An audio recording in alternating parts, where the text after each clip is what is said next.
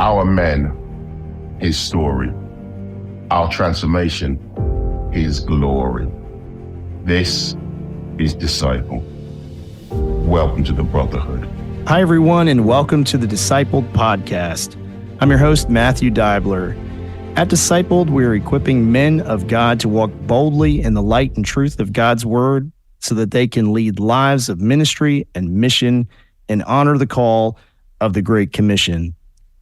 I am back with Jonah Pulford for part 2, and things are about to get pretty intense, so buckle up, listeners. We go through some pretty heavy stuff here probably in this next part, but there's a really great ending to all of this.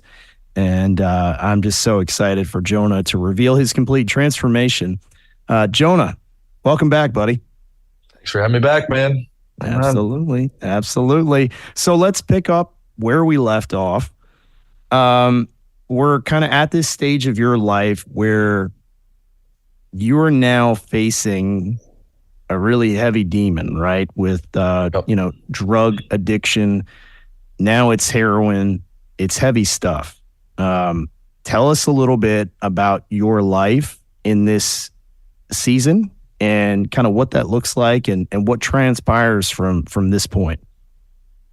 Yeah. So, if you've been through addiction or if anyone's been through addiction, it's pretty prototypical. So if you know that story, there's not a lot to elaborate on. Mm-hmm. But if you haven't from the outside, if you've wondered or had a loved one or a friend or somebody, it's a mess. It's pure chaos. It's 100% survival is the best way to put it. Every day is spent just trying to, drugs are something where tolerance is pesky, and you do it and it feels good, and then you have to do a little bit more to feel the same good, and then eventually when you don't do it, it feels terrible, and it's there's a sickness involved, and withdrawals or something, and it's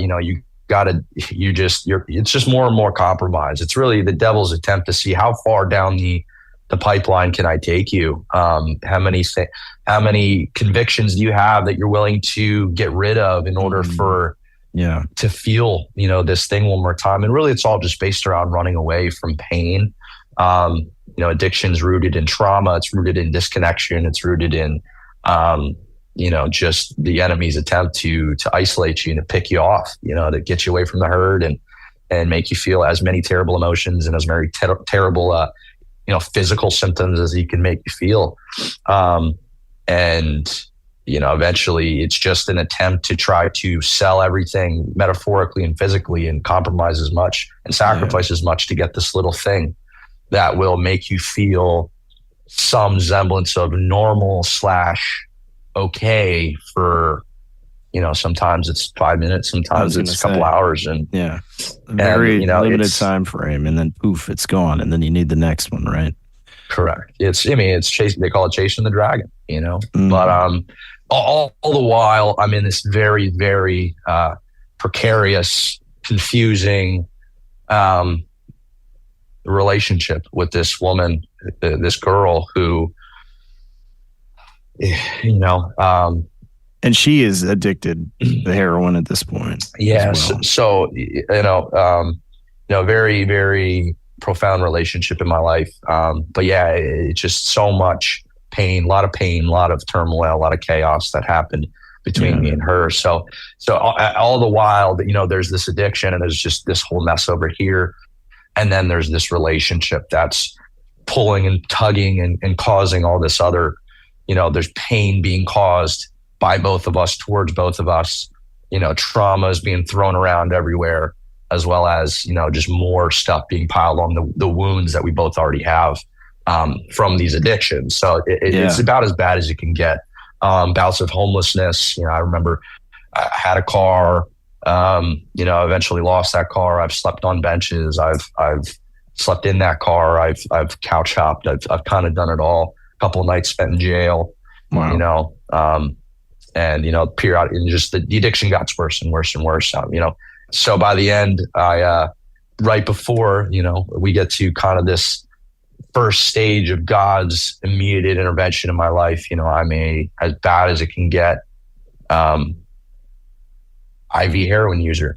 So, and then God, and then but God, Amen. So tell us about that, because something else is going on right before this, God intervention moment in your life. And that's a result of this relationship. So she becomes pregnant, correct? So you're now expecting, and I'm in this stage of kind of what's next. I had a couple attempts at trying to get clean. I went through a couple of detoxes at the hospital. I have really no clue what it took and what I was really up against. Yeah. But lo and behold, it's, just one thing leads to another. And one day it's, hey, I'm pregnant, and completely shifted. It's one of those moments where whether you've tried or not tried, it's one of those moments where you're just like, okay, I'm not who I was 10 seconds ago. Mm-hmm. I have a different perspective. It's like a portal. You go through it and you're like, this is a new, phase of life. Yeah. This identity as a father unfolds, and it's like, wow, where did this come from? It just turns your world upside down. So that's a but God thing right there in and of itself, right? Absolutely. Absolutely. I mean, there's plenty of moments in your life where it's a pivot. Which way do you go? Is it something where God's trying to stop you and you run towards him, or you run away? This is the first time in my life I can honestly say was a run towards God moment. Yeah. Because I had really nowhere else to run. I had kind of reached the bottom of my barrel, so to speak. So it was a reawakening of kind of my fervor for trying to figure out life again. I kind of just given up on any real capacity to make anything of myself. I didn't really care about my job, or my kind of highest aspirations were making money, selling drugs, and kind of just doing that deal, the plight of a drug dealer and the plight of a drug user. So, with him on the way, it reignited this person in me that I thought had been put away, a person trying to figure out, life, the rights and wrongs of things, and, what kind of reignited my faith a little bit, and what, who am I going to be for this child? Yeah. I didn't know it ended up being a boy. I didn't know what type of father I was going to be. I didn't know if I was capable of being a father. New convictions, new shames, new emotions, and so it kind of became this pressure cooker. This bullet in the barrel of a gun, so to speak. And it just kind of it build all the way till about 7-8 months pregnant, and which is the kind of a common theme, this fortunately, pressure cooker kind of thing in your life is something that, tends to repeat. And I know it because it had done it in my life too, prior to my transformation.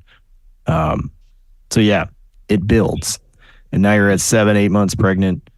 Your girlfriend is still fully addicted to heroin.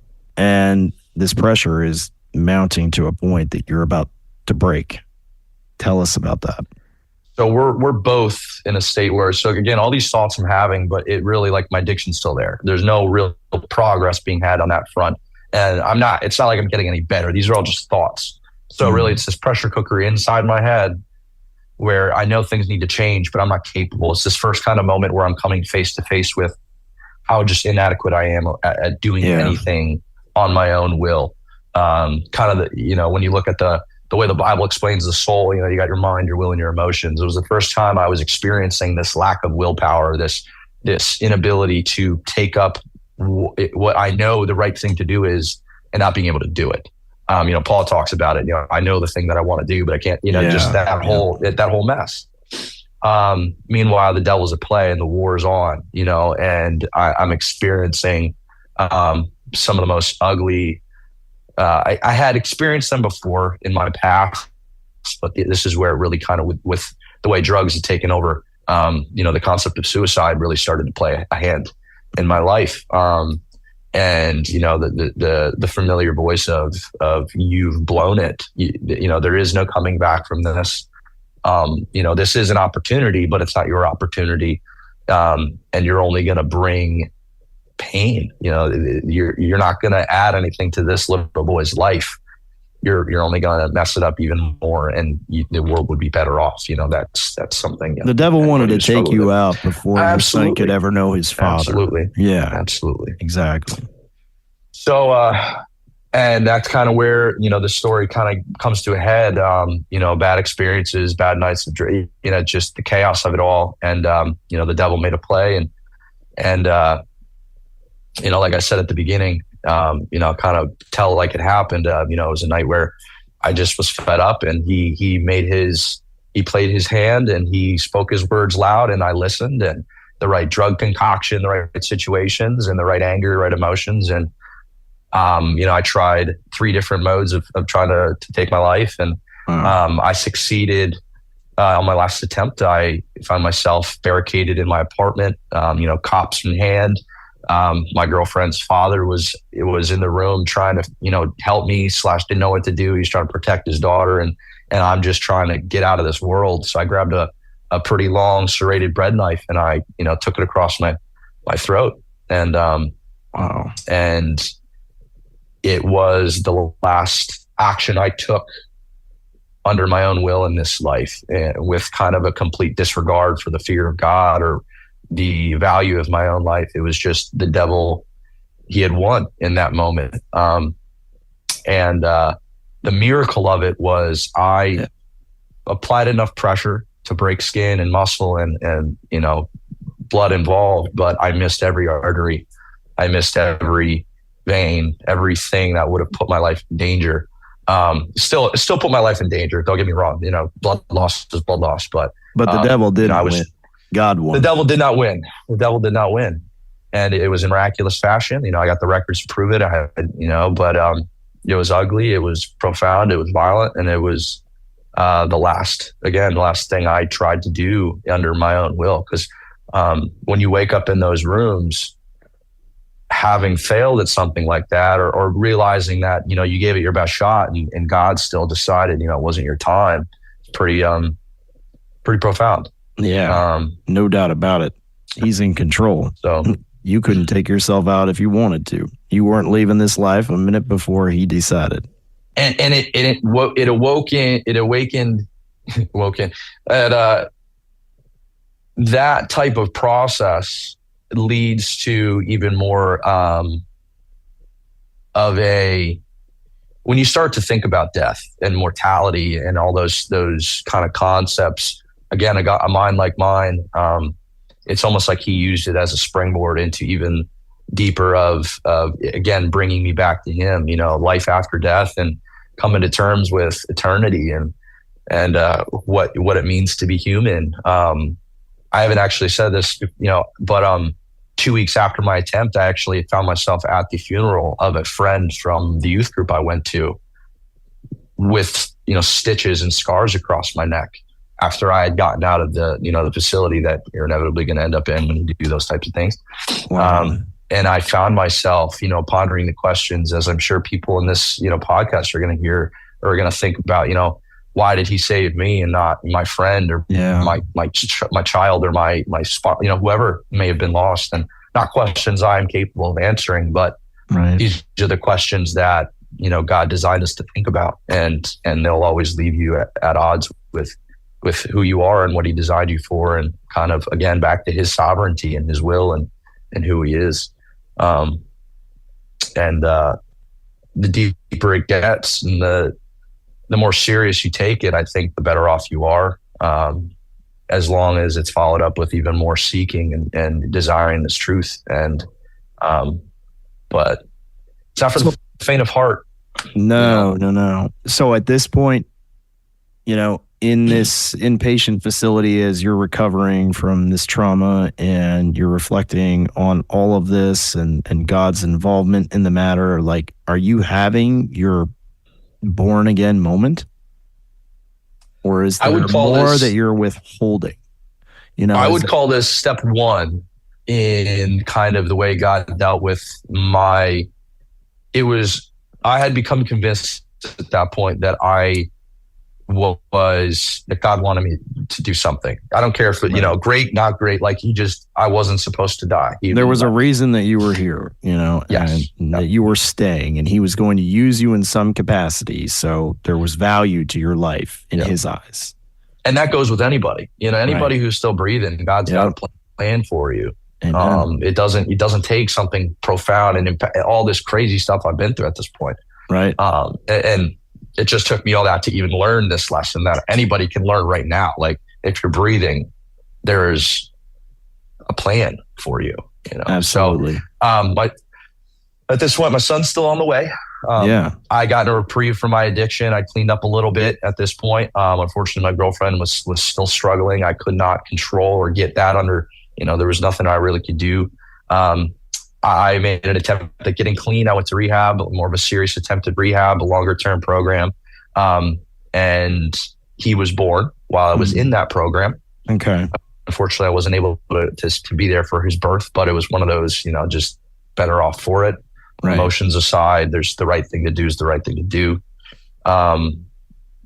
And he went through a process of withdrawal. He was, just a bad situation. But I met him when he was 2 months old. I had been in a program for a while. So fast forward, really, the next couple months was just a lot of chaos again, just real, it was more coming to terms with the reality of what it actually meant. Like, your son's here, you're now physically and officially a father. It kind of cemented the reality of where this relationship was headed. Yeah. Now that he was out of her, it was kind of it was evident that God had a plan for her life and God had a plan for my life, and we were to disconnect. We tried to reconcile. We ended up using together again. I had relapsed one more time after he was born, which ended up leading to this official separation where I overdosed one more time. Oh, no.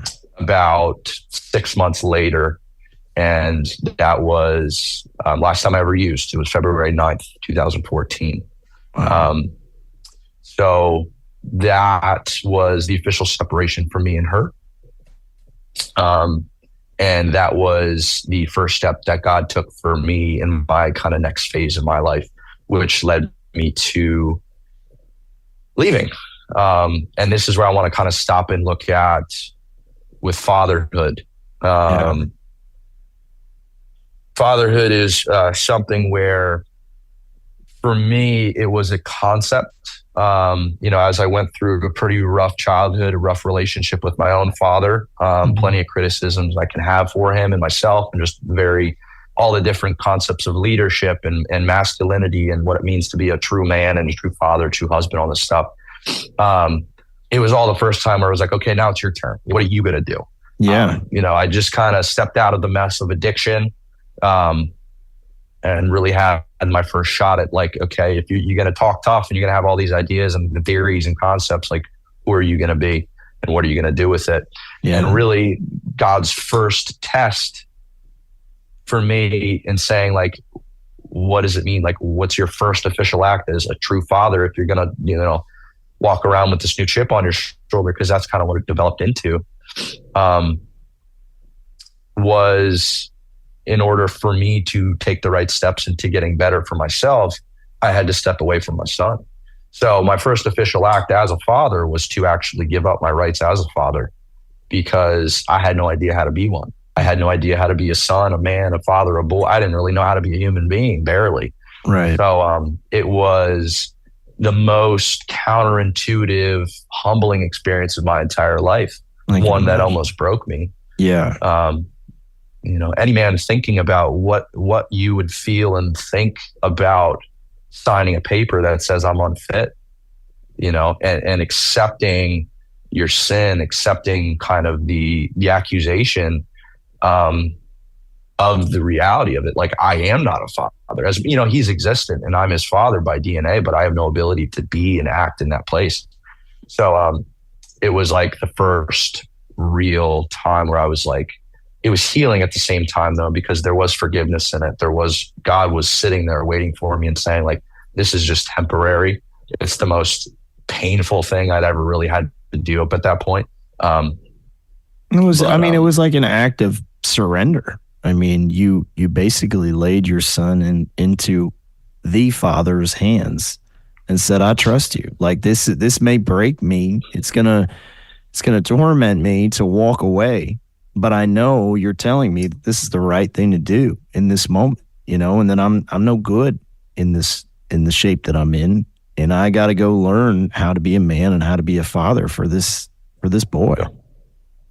It felt like an Isaac moment. If I'm calling you to be a father, but you have to kind of prove that you're willing to do anything it takes to be a father. I'm asking, and you're right in that sense. Like it was sacrificial, and it's so much scarier in a sense of the people I was actually leaving him in the hands of were my parents, who again, like I try to honor them as best I can, but it just wasn't something I was excited about.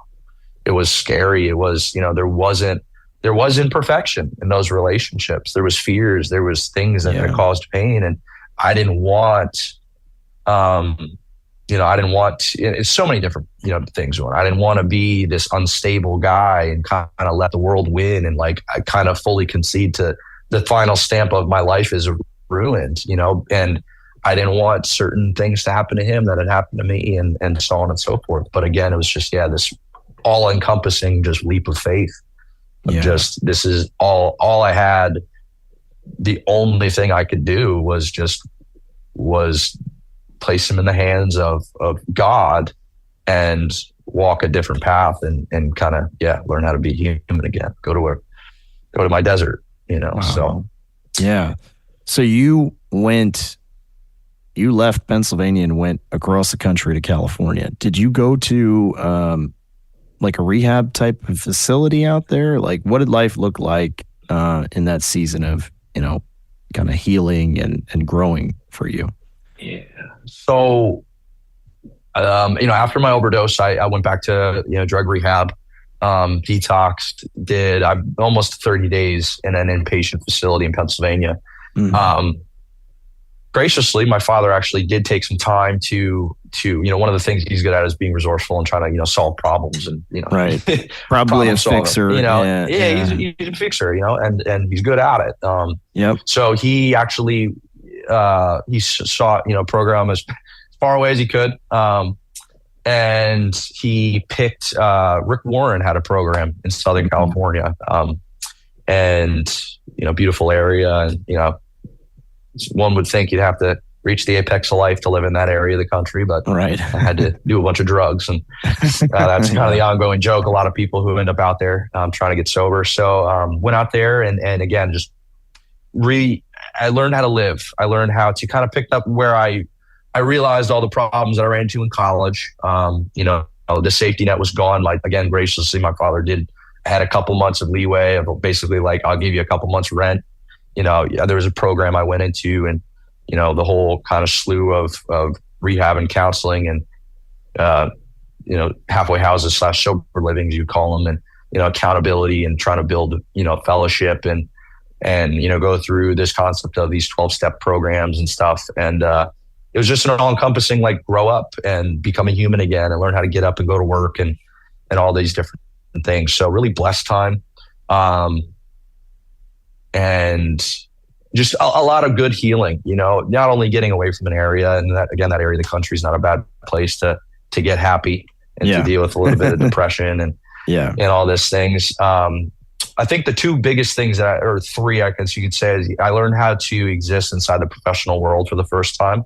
I was able to really tap into this brain that I kind of left by the wayside, this gift that I had, that I was, God gave me to be proficient and more of an operational, just use it to be efficient in life. And he taught me how to have relationships with men for the first time. I'd seen them as nothing but enemies and threats and competition and things, people to conquer and people to be better than and to achieve more than. And he taught me how to feel safe in these environments and meet guys and just share life with and goof around with and have these experiences that I didn't really ever have growing up. I didn't have a brother, like I said. So, and then I think most importantly, he introduced me to this woman who ended up being my wife. Right. I'll spoil it. But, all right. Well, let's get into that. Yeah. How did that all come about? So, after I'd been out there about 9 months or so, and I can't remember. Well, so I saw her in a room. She was actually dating another guy at the time. In those environments, I was still kind of in a rehab type environment. So we would go to meetings and support groups and things. And her boyfriend at the time was telling his story and she was there to support him. Okay. And I saw her and she, and they said her name and she was from Philadelphia, right outside the Philadelphia area. And I perked up. I was like, oh, you're pretty and you're from where I'm from. And serendipitous, but I knew she had been there. She had actually moved out from Philadelphia a year prior to get clean from her addiction. We had seen each other periodically throughout the community, and she actually worked. I worked at Verizon at the time. I was, selling cell phones and doing that whole fun deal. And I eventually became like an assistant manager and would do the daily deposits, and she was the bank teller. Oh, is that right? The Wells Fargo that we dealt with. So yeah. I saw her in like these 12-step meetings periodically, and then I would see her, once or twice a week and say hi to her and so on and so forth. And eventually her and her boyfriend broke up. I didn't get in the way, homewrecker status or anything, but it led to, in the way God deals with men most of the time, it's, she's the most beautiful thing I've ever seen. And I remember the prayers I prayed, like, God, like my life as a man and my interactions with women have been nothing but just pain and misery. Yeah. And for all parties involved, like nothing good has ever really come of it. And I told him, I was like, if this is something that you will work out, like I will become the man that I'm supposed to be. And it was a big, thing. I had no idea what I was saying, but he held me accountable to it. And he still to this day is doing it. And, so basically for the next, that was about tail end of 2014 into 15. And basically for the next 4 years, I eventually ended up working in the behavioral health field. Oh, wow. Okay. Yeah. So you were utilizing your experience to serve others, essentially, right? It was a lot. Yeah. It allowed me to give back and to kind of, part of what I believe healing entails is if you struggle with something, or if you are freed from something, or if you overcome something or heal from certain trauma, like part of that process is maintaining through continuing to share your story and to help people who have been through the same thing. Sometimes the only real answer of why did you let this happen, God, is, well, I'm going to get you out of it, and then I'm going to use you to help other people get out of it. Exactly. That's the power of the testimony, by the way. And that's why I'm such a firm believer in it. So, same process goes through a lot of these drug and alcohol rehab programs. Yeah. Yeah. So the good in these years, was working in that field, really, really delving into I loved studying how the human mind worked and how human behavior worked, and I just studied humans and how and what made us tick, and this whole kind of thing. Like I just wanted solution. I wanted to see people get better. I wanted to see, just healing and find purpose for myself. And then again, working on this relationship, and just building friendships and living life. But meanwhile, kind of this friction is starting to happen where I have this son at home. Yeah, that was my next question. Like, how's he doing? Like, are your parents, kind of keeping you in the loop, and are you getting reports and things are okay back home? It was a really weird thing. It was like God allowed me to disconnect in such a fashion where I was able to really like grow without being really overcome by the emotion and the pull. But also kept me enough in touch to where, there was conviction. There was still, nights that I just laid awake being like, what the heck, but it was overall the example of it was people would constantly from back home say, when are you moving home? Picture with your new girlfriend and your new life and this and that, when are you moving home to take responsibility for this thing, all this stuff. And I'm like, you're right. But what you don't understand, and only people who have really kind of been through these types of experience understand what it's like to want to go home and fix all the mistakes and be the hero and redemption and all this stuff, but understand like that's not always enough. It's not always enough to say, oh, your kid's waiting at home for you. These some of these demons, you can't overcome them by sheer emotions and by sheer desire to just become a better person. So, my constant answer, even if I didn't believe it some days, was just God will show me. God will show me when it's time to move home.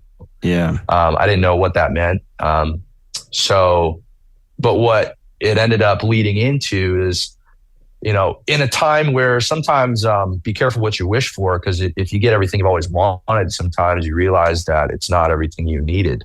Yeah. So, outside of my son and the obvious missing puzzle piece there, everything else in my life was pretty much, fine and dandy. I'd entered into a place where I had a really good paying job.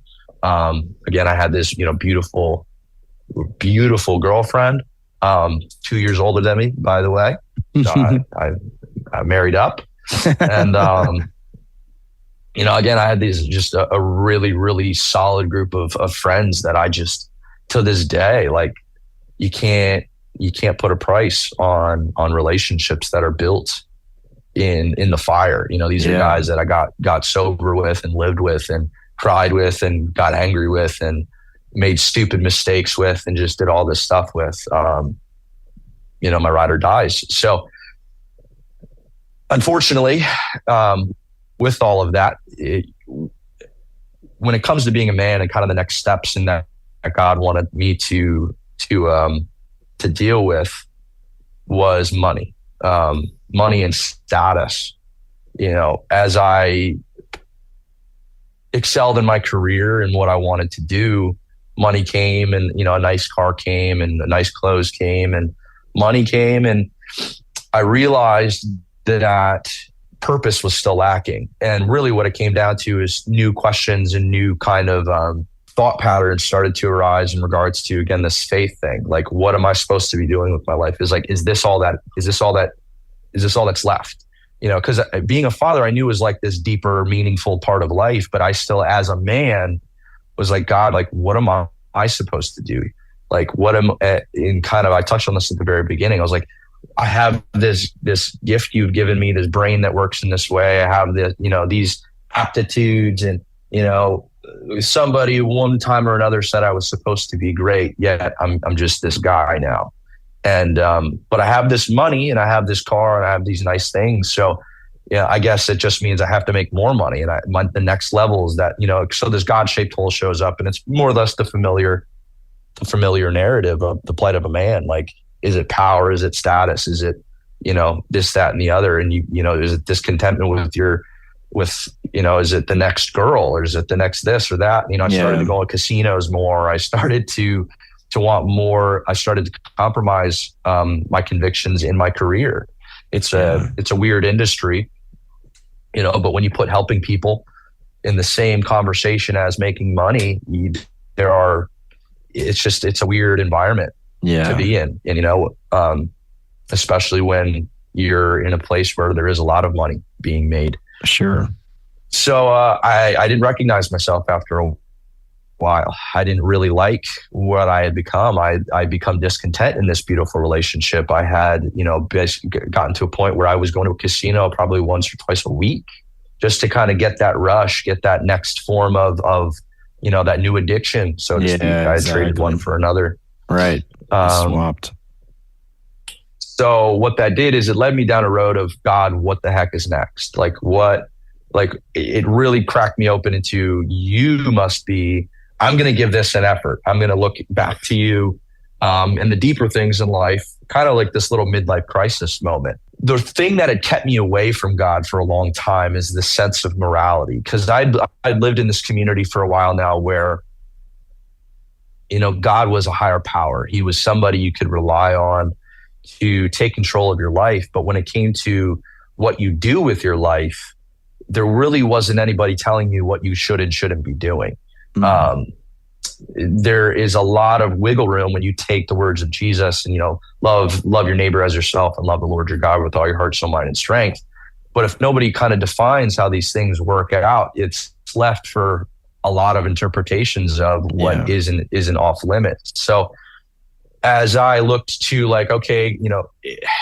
now I wanted to become more of a better man. I briefly actually relapsed, not on drug. It was, I started drinking for a little bit because I had just kind of hit this wall where I wanted to feel a little bit better. There were some emotions that I just didn't like. I realized that as much as I again tried to kind of rebuild my life, I was at this point again where it wasn't good enough. I was still trying to perform. I kind of was back to square one. So I was like, I don't like how this feels. Started to feel fear and these things again. So I tried to numb it out and started drinking again. Yeah. And this was after like 3 years of not drinking, smoking, nothing. Wow. And God used this moment to humble me really fast and kind of bring me back to square one. Because what had happened is I had started to study all these other world religions and kind of systems of belief. Kind of the new age stuff, right? I mean, you were in new age territory out there too. I was going down any road. Yeah. I was looking, because what I really wanted was the truth. It was the first time I'd really kind of pinpointed what I was really desiring in life, which is, God, I want to know the truth. It was the first time I really was like, are you real? Is there a one way to live your life? Or is it do whatever you want? There really is no consequence. Is this a hyper grace filled life where you just have to try your best to do whatever you feel is right? And in the end, as long as you confess certain things and say certain things, but really like it just brought me more to a place of there's so much more substance. There's so much more that we have to really think about, especially as I thought about being a father and what do I want to teach my son, and is there a standard of which you have to or should be living your life? Not necessarily in regards to salvation and you have to act a certain way and be a certain person in order for God to love you and to save you. So yeah, I went down a road of kind of this new age belief system of, there are many ways to God and Jesus is one of them. I delved into, was Jesus really God? And or was he this, mystic guy who went to India in the hidden times of the Bible, and Jesus, the spirit guide, right? Like, this Christ consciousness type belief system where we're ascending in certain things. Yeah. And this is where it got actually kind of fun. So, God kind of gave me permission to go everywhere, to study anything and to really test, because more or less he said, I'm as true as I'm going to be, and I'm going to be left standing when all these other things crumble under the tests that not everybody puts things to the test like I do. And that's not something to tout. Like, it's almost a curse. I will test and test and test and test and test. And whatever is left standing is normally something that's pretty sturdy. It's a miserable thing to go through. So I studied pretty much every world religion I could get my hands on. I studied all these other kind of philosophical ideas. I even went into like the occult and figured out what the heck was going on with what people don't really talk about. And, these angels and demons and witches and warlocks and kind of the dark corners of the universe that nobody really thinks to talk about anymore. Yeah. And tried to reconcile them to the Bible. And again, like I started cutting my teeth on this book that I'd kind of like, I had memorized a lot of it and I had read a lot of it, but I never really again, was claimed by me as my own. And I'll never forget, it was 2017 around my birthday, September, is when kind of God allowed me to experience what I say is the renewing of my mind. So I had this renewing of my will through this, suicide attempt. And I had this moment where, I was kind of sifting through YouTube and kind of God led me through this understanding of how all these other paths were really the enemy's attempt at deceiving and sending us in all these directions and more or less saying like, it's to get us to a point where there is no standard by which to live. God is a God of righteousness, a God of justice and order. And if you take away anything associated with his laws or his instructions or a standard of living that is objective, immovable, you get into a place of lawlessness, which, you read scary verses like Matthew 7:20 and like, many will come to him saying, Lord, we did these great things in your name, like supernatural acts of resurrection and casting out of demons and all these crazy things. Like, all right, if I saw that happening, I wouldn't question whether or not that person's got it right. He's saying like, I didn't know you. You're a worker of iniquity. I don't know you. You're lawless. You don't have a standard by which you just kind of did things on your own merit. Yep. So, he kind of released me from this curse of thinking that I could figure it out on my own. Kind of allowed me to see with new eyes that he is the only way that we can kind of walk through this world that's getting more and more confusing by the day. You know, TikTok hadn't come out yet, and all these different,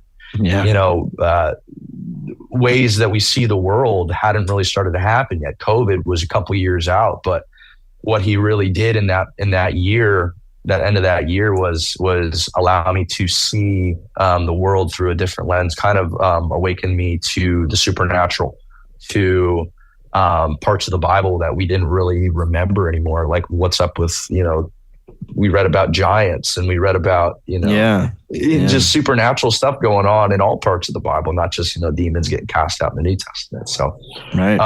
And then he allowed me to more or less kind of experience and remember that we're in a spiritual war. That's right. So going back to, in regards to, is it time to be a father again? It's where he said, it's time to move home. It's time to start taking life in a different direction. And he kind of awakened me to a new purpose, which is get in a fight.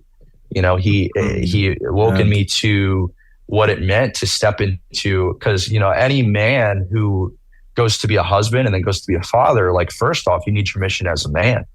And my calling, back to even my story at the beginning, I wanted to be a soldier. Right. My father and even God himself has instilled this desire in me to fight and to be a part of a battle. I just had all this unreconciled violence and desire to fight something, but I couldn't fight humans. That never turned out well for me. Right. So, he was calling you to the battlefield, but it was on higher ground. You were right getting into the spiritual fight at this point. Yeah. Yeah. And it's funny, like right before I moved home, there was this unfinished business of, I had this woman who I didn't understand like what marriage was. And it was the first time God instilled in me, like, it's time to get married. It's time to think about getting married. And I had shared with her, because my wife, when we met, wasn't a Christian, didn't really have any foundation of God. She grew up, her mom was Catholic and her dad was ethnically Jewish or Israeli. Yeah. So she had kind of an interesting background. So I told her, I was like, hey, listen, like, this is where I'm headed. All of a sudden, like, I went from kind of this white collar, driving a nice car, working in treatment, kind of secular dude, to all of a sudden I'm like talking about supernatural realities of God and giants and Nephilim and the truth, and yoga's crazy, and the New Age movement and all this crazy stuff. Yeah. And I'm like, I'm headed this direction. And by the way, I want to go be a father now because my son needs me and he needs to be spoken truth into. And she's like, you're nuts. Like, she didn't necessarily want to leave me, and I was like, at the same rate, I'm going in this direction. You can follow me or not. Right. And it was something very foreign to me. It was terrifying because I didn't want to lose her. And we actually ended up going on a trip to Joshua Tree, which, if anybody knows Joshua Tree, it's a very supernatural active place. Let's call it that. A lot of weird alien type stuff going on, a lot of occultic weird stuff going on. And I told her, I was like, we're going to go out here, but we're not together. Like, I am going in this direction. You potentially need to decide if you want to be with me anymore, because I'm, this is who I truly am at this point. It's for you to decide you want to go this God route with me. And a supernatural event happened, and it was something almost like demonic is the best way we could put it. And it was more or less like a demonic encounter. It happened overnight. And when we woke up in the morning, we had found out that our friends who we were with, it was our friend and his girlfriend, and she had come out of the occult, and she was like burning sage and trying to ward off spirits and kind of doing the New Age deal. And then we went on a hike, and then like 150 yards away, there was a sigil and a pentagram burned into the ground, and somebody had been doing some sort of ritual. So all that being said is my wife, it's almost like God was like, hey, your husband or your boyfriend's not crazy. Like, the things of the supernatural and the things that he's talking about are real. Yeah. It was also confirmation for me of sorts, because at that point it was purely intellectual. Like, I had a reason to believe it, but I was like, all right, God, like, yeah, now you're experiencing it firsthand. Like, okay. Yeah. Too close for comfort there. So, yeah. So fast forward into kind of the next year of our life is we got married. So she gets on board with you at this me. point. She got on board. All right. She got on board, and God started dealing with her in a very profound way. Wow. Praise the Lord. You know, yeah, praise the Lord. And yeah, we got married, a beautiful ceremony, and moved home and moved back to Pennsylvania, where we both called home. It wasn't scary. That whole process again. She's from there, so I didn't have to deal with, you know, pulling away her from California, where she might have been from, or any other state where she could have made, you know, been. It's a homecoming for both of you. Yeah. Correct. Yeah. So 2,000 miles in a U-Haul and a car on the back, and we pulled into Pennsylvania, and you know, this kind of led into the last 5 years of our life. That was 2018, and quickly, before I kind of get into, you know, we had COVID and some stuff, kind of bring it home.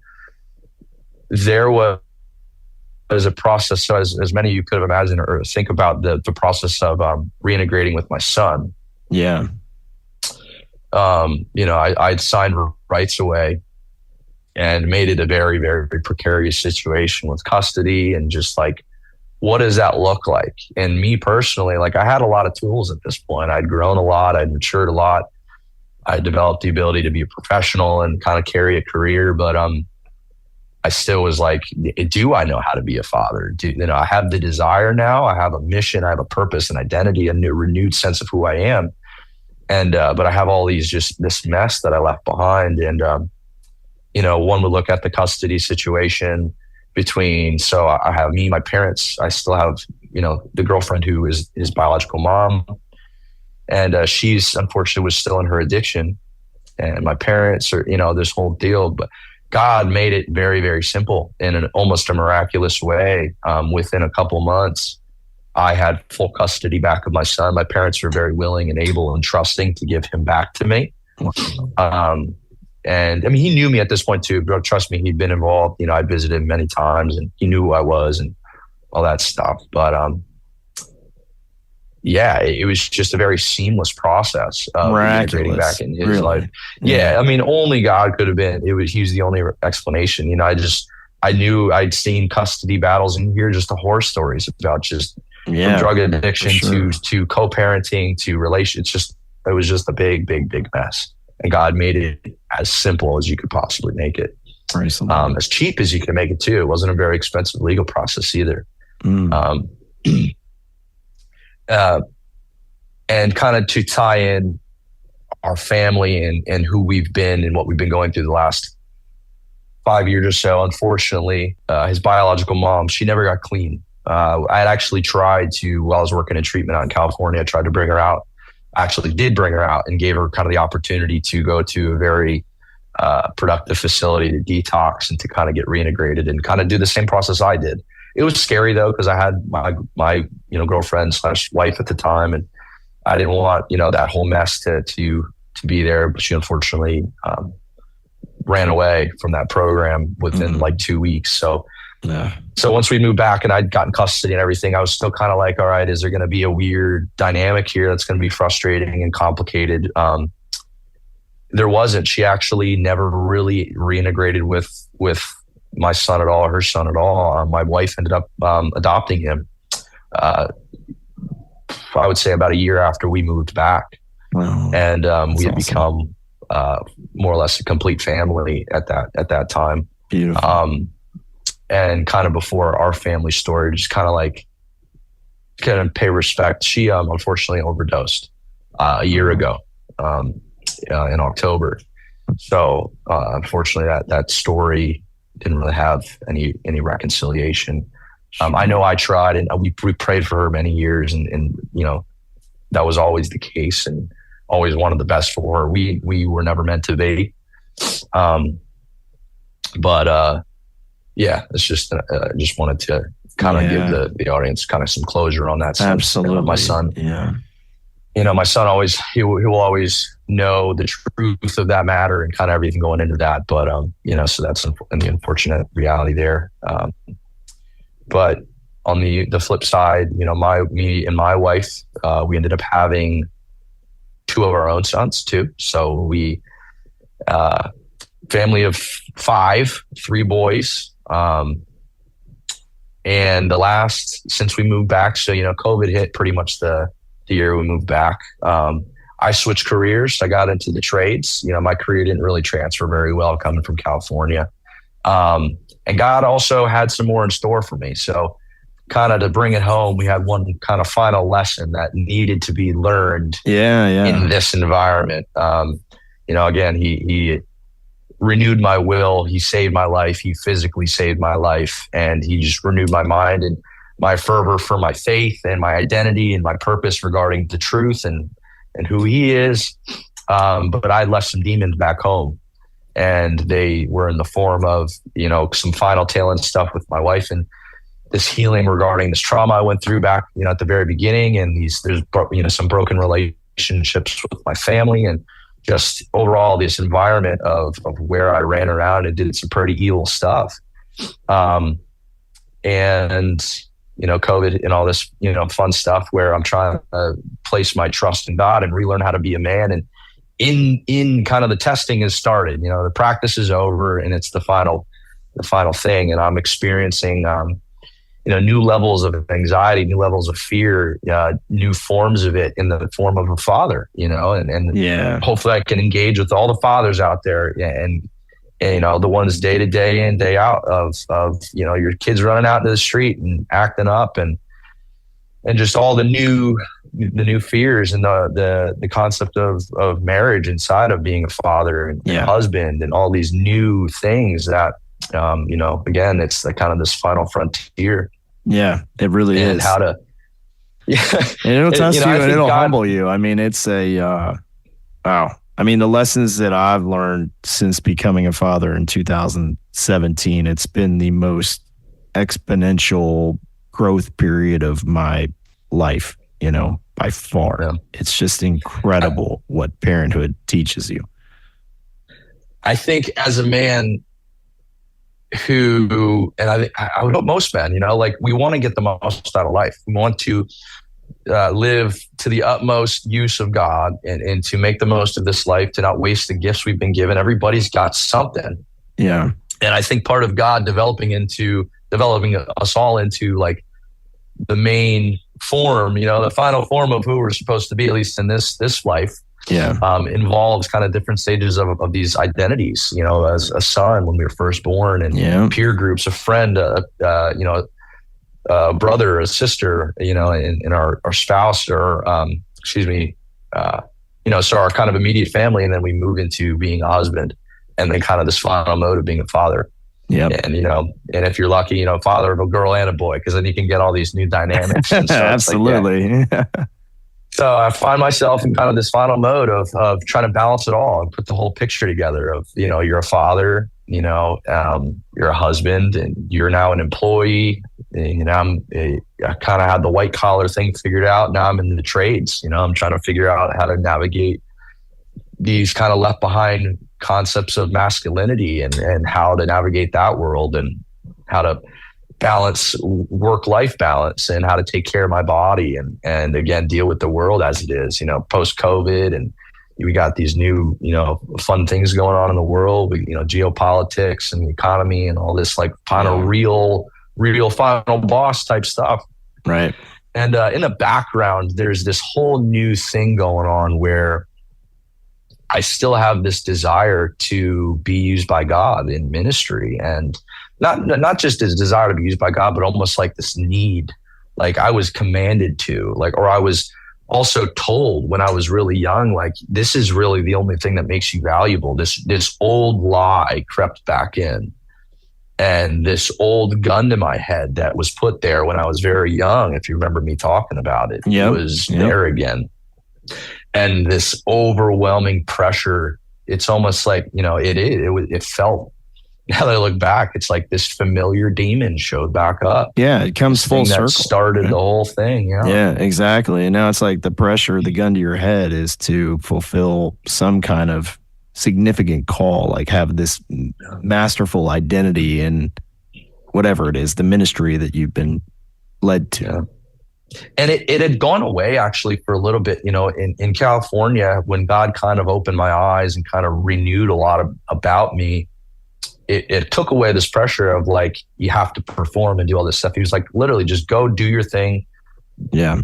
Be your carpenter and speak the truth. But when I moved home, nobody wanted to hear it. Like, nobody wanted to hear that I had a renewed sense of anything. They were just like, shut up, go be a father. Don't do anything dumb. Like, don't have any of these weird things going on. Like, don't overthink it. Like, that was, you said it earlier, like, I'm a deep guy. Like, I just can't help but want to go deep and be serious. And just like, part of it is attached to what I'm about to talk about, but part of it is just like, I just want to get the most out of it. I want people to, I don't want to be lukewarm. I don't want to be in this middle ground. Yeah. And as I saw that as a failure, it was like my first real sense of like persecution. Yeah. I didn't, like, people were just like, we don't want to hear what you have to say. Right. And some of what I was saying, it was pretty hard. It was the tough parts of Christianity, and even parts that Christians today that would consider themselves really serious and fundamentalist. I'm still the type who's going to push them to their limits of the hypocrisy has got to end, and the deconstruction of like the modern day business of church has got to end. Right. And I think we need to take a new look at what repentance really means and what it really means to kind of go through all these things. But either way, I fell hard on my face, within a year or two of moving back home. And this demon showed up and was like, see, like, you failed. God, he gave you this revelation. He gave you a second chance at life. He brought you back. He reconciled with your kid and gave you this whole life and a career and all this stuff. And you fell flat on your face, and you failed him as a disciple. You failed him as a man. You failed him in all these ways. Yeah. So it led me to this last stage of kind of, leading me into this final season. So the last 2 years, I did go through one last bout of alcohol and smoking marijuana and just numbing out because of, I just didn't want to feel this pressure anymore. I did not like it. Did not like it one bit. And some financial stuff happened. I think as men, we need to reconcile our relationship with money. Mammon's he was a demon, and you can't serve two masters, and you got to look to God. Like, God commanded us in Genesis right off the rip. One of the first things after we fell, like, you're cursed to work the fields. Like, I think working a job is it comes with a huge blessing, but it's a huge pill to swallow. Right. And I think that, we see end stage capitalism happening in this country, and all the problems that are solved by money. And, I've that whole, so the last year or a couple of years has been really trying to figure out my relationship with money. I've walked away from some pretty heavy hitting jobs, and, and really have just been relentless in saying, like, God, I want to do the right thing. If you're ever going to bless me financially, I don't want to squander it. I don't want to do that. I've done it. I've left 5 figures on multiple tables in multiple casinos, doing dumb stuff because it just, that whole problem was. You're not alone in that, by the way. I made those mistakes. I don't know. I wrestled with a gambling addiction for years, and boy, it's a beast. It really is. Yeah. And see, this is even now, you see kind of like the last, like you said at the very beginning, this is the part that the peace started to go away. And this I hadn't been at peace with my life for a long time. And between this and this last little bit of so 2 years ago, as I was kind of figuring out money and the really last bit of fear, right? So money is attached to fear, I believe, with men, especially in this country. Yeah. If money is not reconciled, you have this fear that pops up that is like survival mode type fear. Like, if I don't have this money squared away, especially with everybody relying on me, this gun to your head gets pretty hefty. And what it did is it actually kind of pulled the covers back on this kind of final thing I've been struggling with, which in fear is attached to this stuff that I went through when I was really little, this abandonment, this loneliness, this solitude, this last big thing. I was actually diagnosed with PTSD finally, which kind of they finally understood kind of what this anxiety was built out of, and how my body started to, it would respond to this fear that I finally started to become familiar with, through just over proportionate reactions and, you know, blood pressure rising and just the whole freak out type thing. It's the reason I couldn't perform in certain situations with sports and all this other stuff. So to kind of tie it all together, I, again, you know, trying to figure all this out by myself, walked away from one more job because God wanted me to learn this one last lesson. And he led me to a guy named Matt Deibler and walked me through how to heal from this fear. And I think this is probably, if there's anything, I hopefully made it to this point. Fear as a man is something that everybody has to deal with. You know, dealing with fear hopefully is something you should have been able to go through when you were little, and being able to run to your parents and run to your father and run to God in those moments and cry those tears and seek that nurturing and seek that support. I think a lot of men end up going through life the way I did, which is a little boy whistling in the dark to try to keep the spirits up and maybe convince himself that everything's going to be okay. Right. Meanwhile, he goes untended to, he goes uncared for. He's told, shut up, go to the corner. Don't talk about the things you're afraid of. Don't let them see you sweat. Don't let them see you cry. Don't let them hear that you're afraid. Don't let them. And I'm talking about the real stuff. I'm talking about the I want to curl up in a ball and cry. And where's mom? Where's dad? Where are the people that were supposed to be there to let me do this and let me fall apart? And God walked me into Discipled as a man who apparently was trying to deal with this fear and deal with this, I'm not loved and I'm abandoned and I'm left alone to be in this by myself. I thought the way to deal with that is to step into ministry and earn my way out of it, and to become somebody who could use his gifts to be this man, right? Who is worthy of loving and worthy of admiring and worthy of respecting. Instead, he introduced me to a group of guys who allowed me to feel safe for the first time. And even if they didn't know, you know, it was just a bunch of guys that allowed me to talk and share what I was going through and share my anger and my mess, and watch me go through two very profound events that happened very consecutively in the last couple months of a moment where that moment did happen, this moment of falling utterly apart and completely, like, talk about the fear of instability, like letting my wife see me, just all the different mechanisms of disorder, from my anger to my fear to my tears to my confusion to my I didn't know what to do. And watching God work in grace and in forgiveness and stand there and say, are you done, man? Like, are you done yelling at me? Are you done being afraid? Are you done? Because I'm here still and I'm holding you and I'm forgiving you and I'm pulling your bootstraps up for you. And I'm doing all these things simultaneously. And then a week later, you know, trying to tell my testimony and him walking back to it and saying, just like healing, like kind of finalizing the healed heart and reaching into me and removing that gun from my head finally. Gosh. And allowing me to, it's allowing incredible. me to take a deep breath.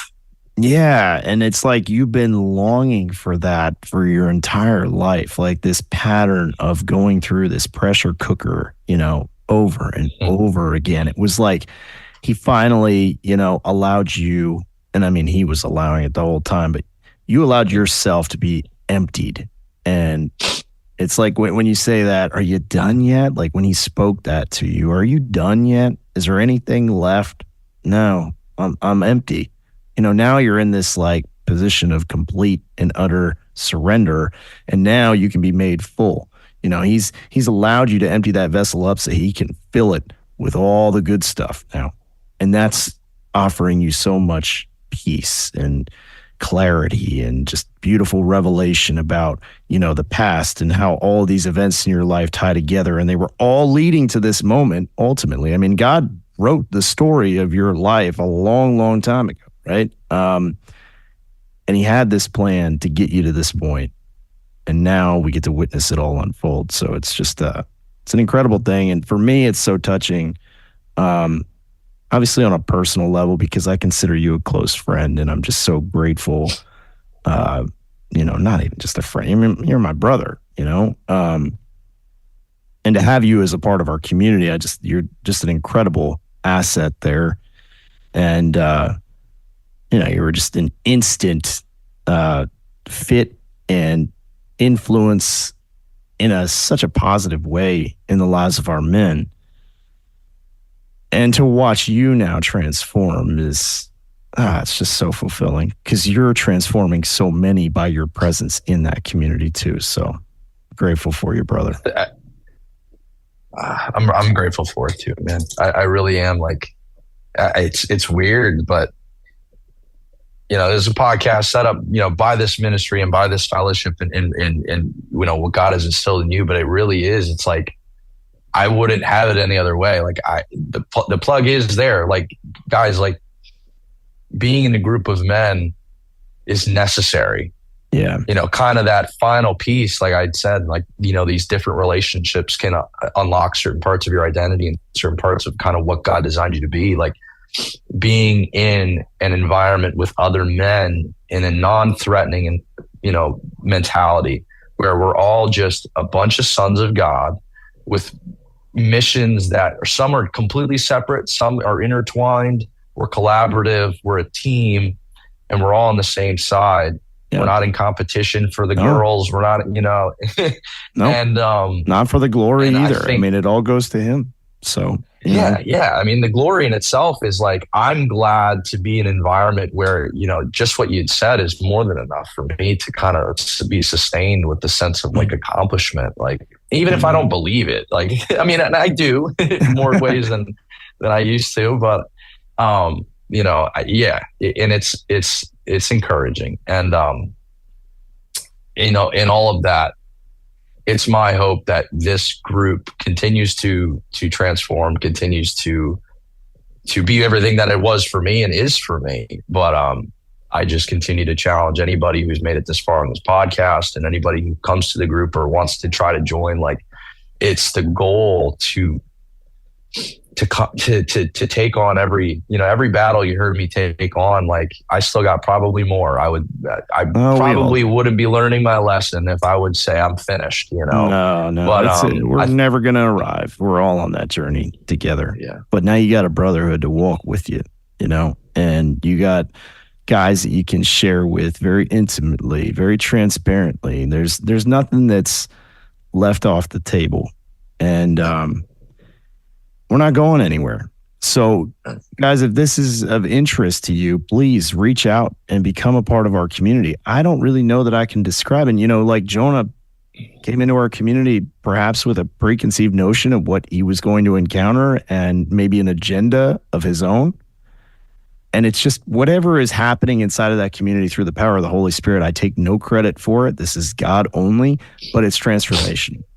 And it's unique. The impact is probably unique to each individual inside of that community. I can tell you, just like Jonah, I feel the exact same way that this was such a huge missing piece of my own faith walk. Because I started, in isolation. It was just me and God. Like, I was agoraphobic when he found me.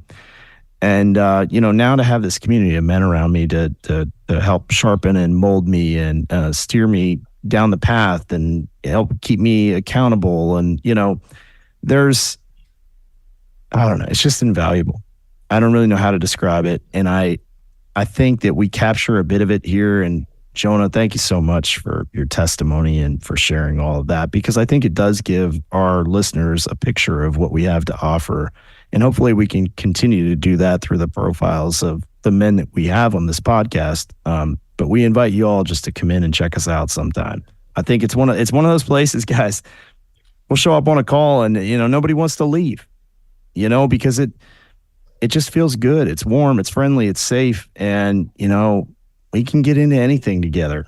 It's like a family reunion, and we could spend all weekend together storytelling, and just encouraging and lifting each other up. So anyway, I think the coolest thing, it's practical.